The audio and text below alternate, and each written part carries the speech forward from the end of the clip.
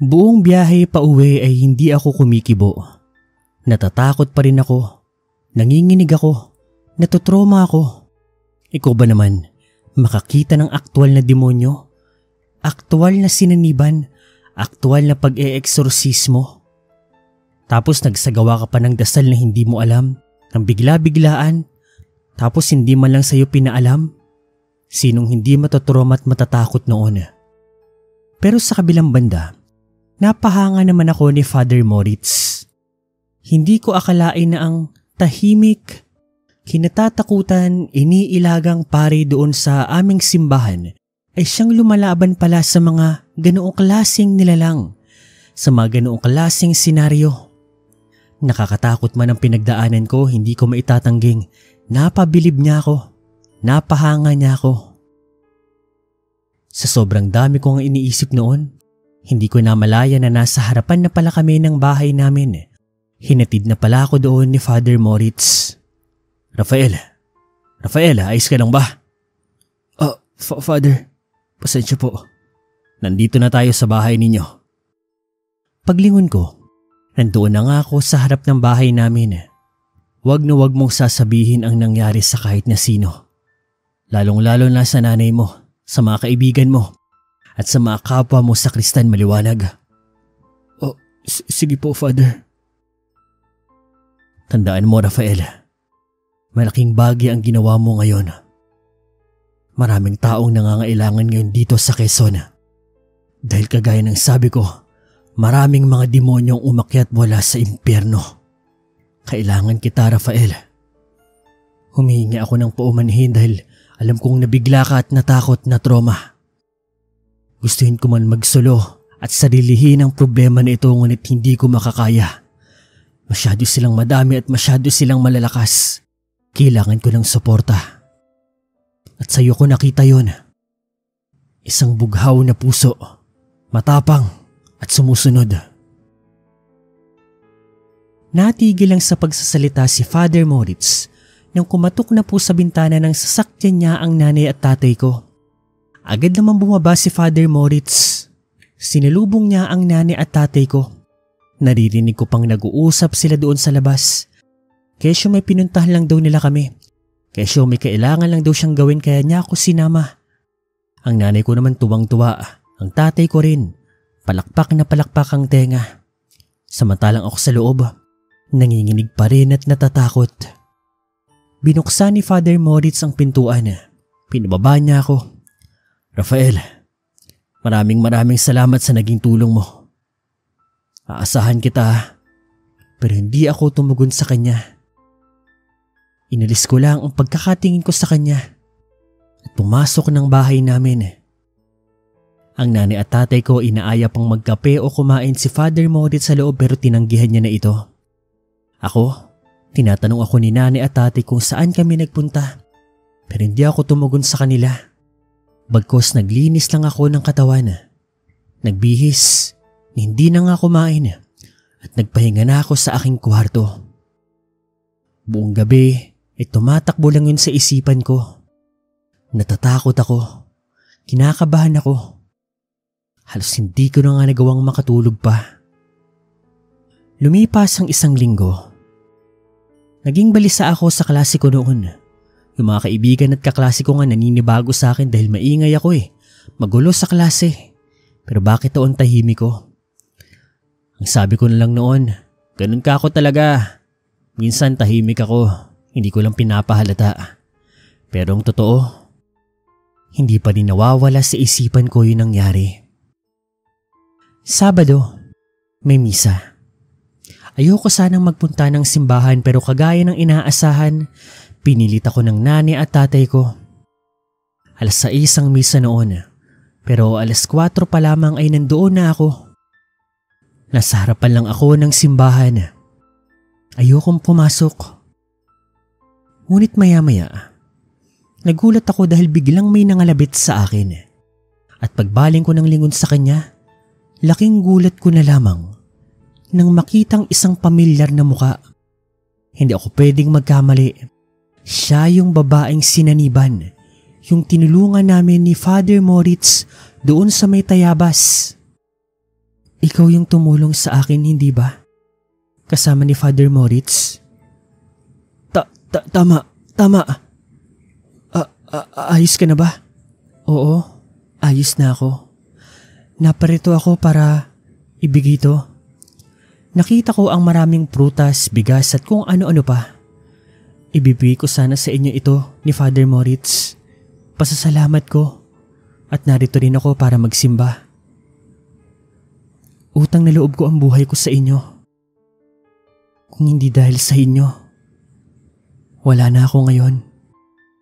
Kinuha na ng demonyo ang katawan ko at marahil napatay na rin niya ang mga magulang ko. Sa sinabi noon ni Eliza, para bang may tumagos na kung anong bagay sa puso ko.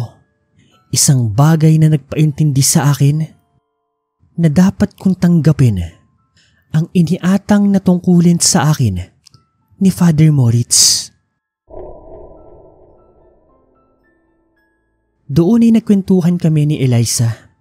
Si Eliza raw kasi ay hindi naniniwala sa Diyos dahil ang kapatid niya ay namatay sa isang sakit at sinisisi niya ang Diyos sa pagkamatay nito dahil mulat sa pulay, relihiyosa raw sila. Pero bakit ganon? Namatay ang kapatid niya kahit walang araw siyang hindi nagdarasal. At malamang, yun nga raw ang dahilan kung bakit kinapitan siya ng isang demonyo. Pero sa tulong nga namin ni Father Moritz, natanggal ang demonyo sa kanyang katawan. Doon ko na naintindihan ng lahat. Ganado akong nakilahok sa misa ni Father Moritz. Nakikita kong nakikinig sa misa si Eliza. Nagkakataong nagkakangitian pa nga kami. At pagkatapos nga ng misa ay nagpaalam pa siya sa akin. Dadalasan niya na raw ang pagsisimba doon sa simbahan namin kahit malayo. Na ikinitawa ko naman.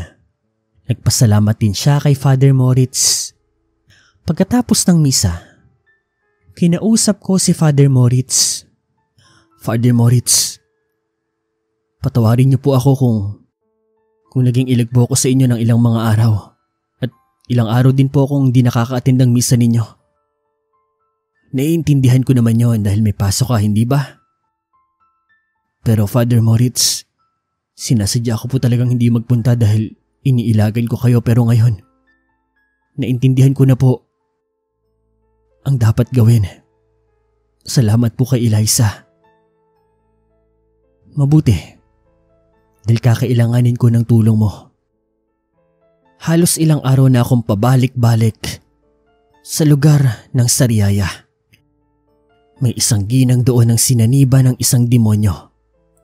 Kailangan niya ng tulong natin. Ibig sabihin po, Father, kahit wala ako, mag-isa pa rin po kayong lumalaban? Tama. Baka kasalanan ko po kung bakit hindi niya siya natatalo. Sorry po, dahil hindi ko kayo natulungan. Hindi. Sadyang malakas ang demonyo na ito. Pero ngayong araw, sigurado akong matatalo na natin siya dahil tutulungan mo ako at may naisip na akong paraan. Kahit maganda ka, samahan mo ako.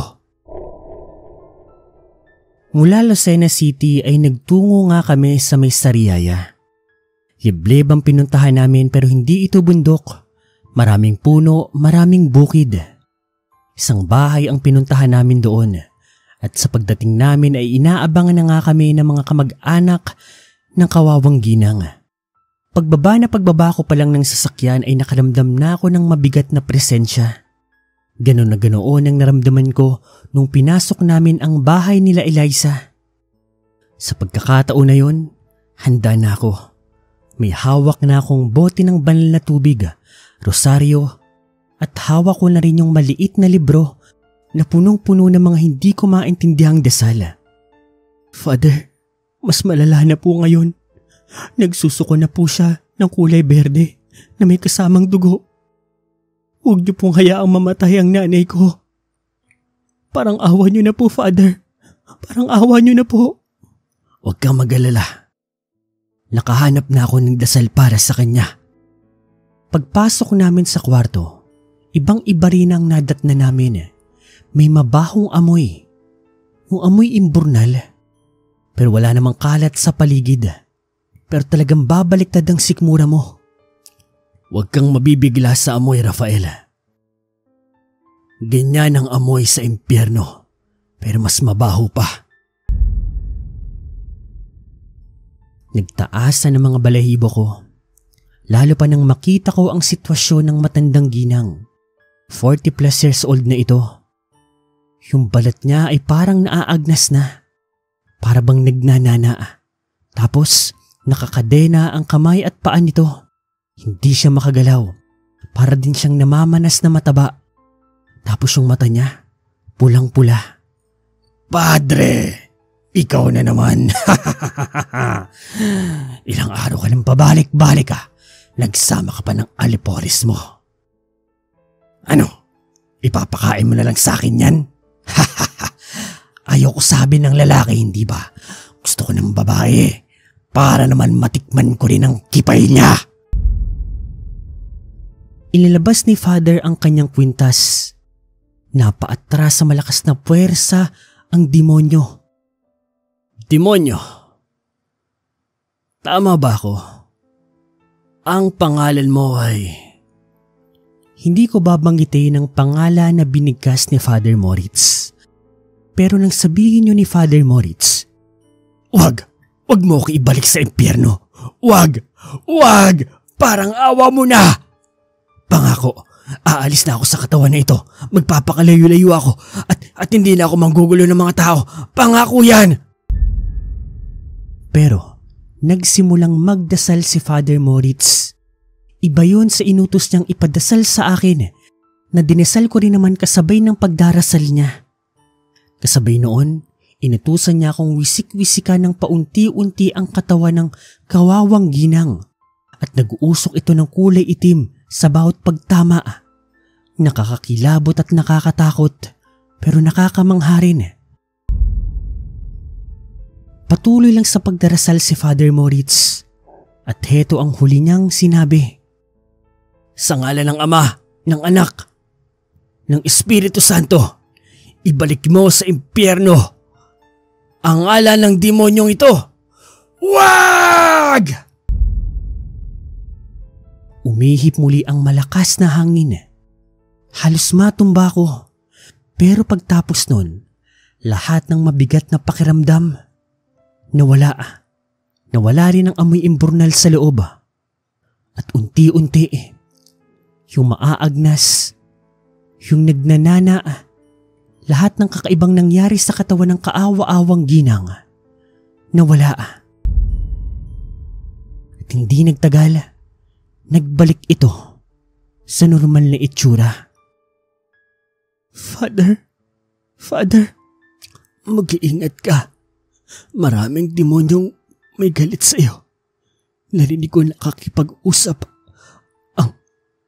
ang sumanib sa akin.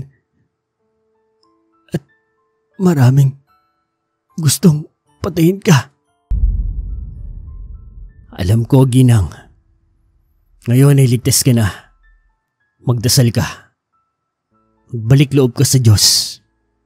Kumain ka ng marami. Salamat po, Father. Muli ay napahanga na naman ako ni Father. Isang tao na naman ang natulungan niya. Namin. Sa mga sandaling yun, desidido na ako. Tutulungan ko si Father Moritz na pumuksa ng mga demonyo sa Quezon.